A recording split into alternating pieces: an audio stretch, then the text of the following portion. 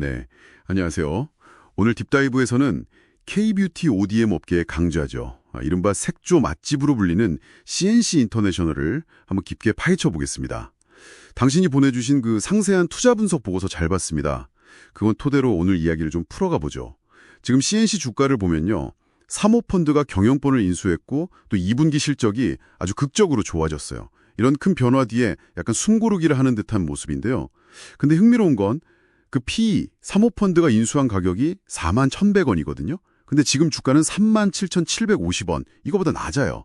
그래서 이번 딥다이브의 미션은 이겁니다. 이 복잡한 상황 속에서 CNC 인터내셔널이 가진 본질적인 가치, 그리고 앞으로의 성장 가능성, 이걸 한번 제대로 평가해보는 거죠. 자, 그럼 CNC 인터내셔널, 이 회사, 정확히 어떤 회사인가요?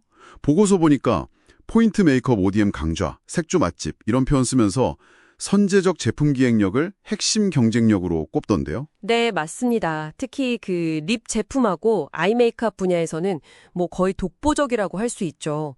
로레알이나 에스티로더 같은 아주 큰 글로벌 기업들부터 시작해서 요즘 제일 핫한 레어뷰티 같은 셀럽 브랜드까지 고객사로 확보하고 있어요.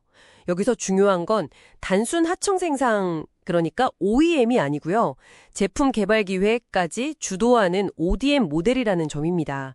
그런데 이 회사가 최근에 아주 중요한 그 전략적 전환을 선언했어요. 바로 그 지점이죠. 저도 그 부분 보고 정말 흥미롭다고 생각했는데 단순히 색조 맛집에 머무는 게 아니라 스킨케어까지 영역을 넓히겠다, 포트폴리오를 다각화하겠다 이렇게 선언했단 말이죠. 왜 하필 지금일까요? 이 타이밍에 왜 이런 변화를 시도하는 걸까요? 그게 아무래도 색조 시장 경쟁이 점점 더 치열해지고 있고요. 특히 중국 시장 성장이 예전 같지 않다는 그런 배경이 좀 있습니다. 그래서 상대적으로 시장 규모도 훨씬 크고 뭐랄까 부가가치도 더 높은 스킨케어 쪽으로 눈을 돌려서 아예 회사의 체질 자체를 개선하려는 시도로 보입니다. 실제로 올해 2분기 스킨케어 매출을 보면요.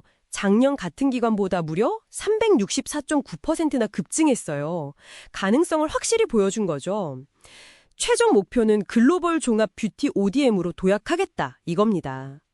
회사의 사업 방향도 바뀌는 와중에 아까 잠깐 언급했지만 소유 구조에도 큰 변화가 있었잖아요.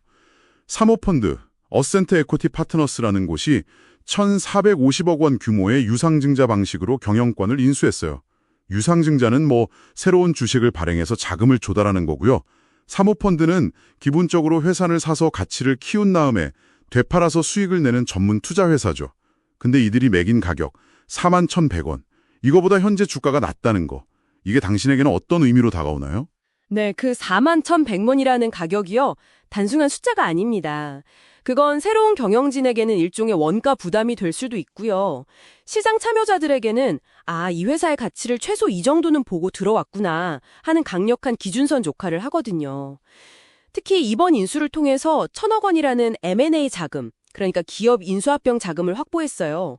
앞으로 이 돈을 어떻게 활용해서 성과를 내느냐, 이게 정말 핵심 질문이 될 겁니다. 뭐랄까 실탄을 확보한 거죠. 더 큰 도약을 위해서. 그리고 신세계푸드에서도 500억 원을 투자했죠. 이것도 시장의 기대감을 보여주는 중요한 시그널이라고 볼 수 있습니다. 또 있었어요. 헤일리 비버 아시죠? 그 유명한 모델? 그 헤일리 비버의 뷰티 브랜드 로드 있잖아요. 그 공동 창업자인 존 제노비스를 영입했다는 거예요. 잠깐만요. ODM 제조사가 브랜드 전문가, 그것도 아주 성공한 브랜드 전문가를 영입한다? 이건 좀 어떤 그림을 그리고 있는 걸까요? 바로 그 지점이 CNC의 야심을 아주 잘 보여주는 대목입니다. 단순히 제품 만들어주는 ODM 제조사에 머무르지 않겠다는 거죠. 브랜드를 기획 단계부터 함께 만들고 성공시키고 마케팅까지 지원하는 글로벌 브랜드 인큐베이터이자 마케팅 파트너로 진화하겠다는 강력한 의지의 표현입니다. 그러니까 제품 생산 마진만 먹는 게 아니라 브랜드가 성공했을 때 그 성공의 과실, 더 큰 파이를 가져가겠다는 전략인 거죠.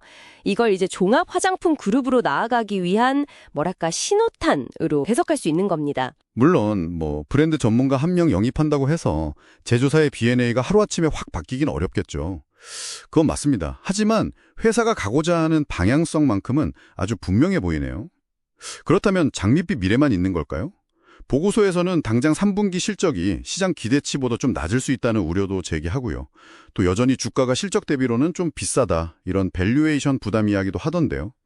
이런 단기적인 우려와 장기적인 비전 사이에서 당신은 어떻게 좀 중심을 잡아야 할까요? 네, 맞습니다. 3분기 영업이익이 시장 기대치가 한 97억 정도였는데 DB증권 같은 곳에서는 한 89억 정도로 조금 낮게 보고 있긴 해요. 이건 분명 단기적인 리스크 요인이죠.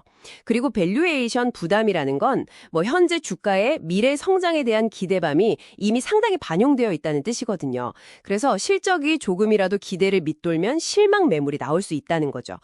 하지만 동시에 봐야 할 것들이 있습니다. 2분기에 보여준 그 극적인 실적 턴어라운드, 그리고 PE가 제시한 41,100원이라는 기준선, 또 신세계라는 든든한 투자자, 그리고 가장 중요하게는 M&A 자금 확보와 존 제노비스 영입이 가져올 수 있는 장기적인 구조 변화의 가능성, 이걸 함께 봐야 합니다. 실제로 시장에서는 2026년에는 영업이익이 55.6%나 성장할 수 있을 거라고 기대하고 있거든요. 자, 그럼 이 모든 이야기들을 한번 종합해 볼까요? CNC 인터내셔널은 지금 색조 잘 만드는 공장이라는 기존의 이미지를 넘어서서 글로벌 뷰티 브랜드를 발굴하고 키워내는 파트너로 거듭나려는 아주 중요한 변곡점 위에 서 있는 것 같습니다. 새로운 주인인 사모펀드, 두둑한 M&A 자금, 그리고 스타급 브랜드 전문가 영입이 그 변화를 이끄는 엔진이 될 거고요. 당신이 앞으로 계속 주시해야 할 핵심은 그 1,000억 원의 M&A 자금이 구체적으로 어떤 결과물로 이어질지, 그리고 존 제노비스의 합류가 실제 브랜드 유치나 성공 사례로 어떻게 눈에 보이게 나타날지, 바로 이 부분일 겁니다. 결국 핵심은 이거죠. 단기적으로는 실적이 좀 흔들릴 수도 있다는 불확실성, 그리고 장기적으로는 회사의 체질 자체가 근본적으로 바뀔 수 있다는 잠재력, 이 둘 사이의 어떤 긴장감입니다. 그리고 PE 인수 가격보다도 낮은 현재 주가는 이 상황을 더욱 흥미롭게 만들고 있죠. 마지막으로 당신이 한 번쯤 깊게 생각해 볼 만한 질문을 던지면서 오늘 딥다이브를 마무리할까 합니다. 보고서를 보면 존 제노비스의 그 네트워크, 그 인맥을 통해서 세계적인 최상위 인플루언서 브랜드를 CNC가 직접 유치할 수도 있다는 가능성을 언급하고 있어요. 만약에, 정말 만약에요, CNC 인터내셔널이 단순히 제품만 잘 만드는 회사를 넘어서서 차세대 글로벌 셀러브리티 뷰티 브랜드를 탄생시키는 그런 킹메이커 역할을 할 수 있게 된다면 그때 이 회사의 가치는 지금 우리가 평가하는 것과는 어떻게 또 얼마나 달라져야 할까요? 한번 생각해 보실 문제입니다.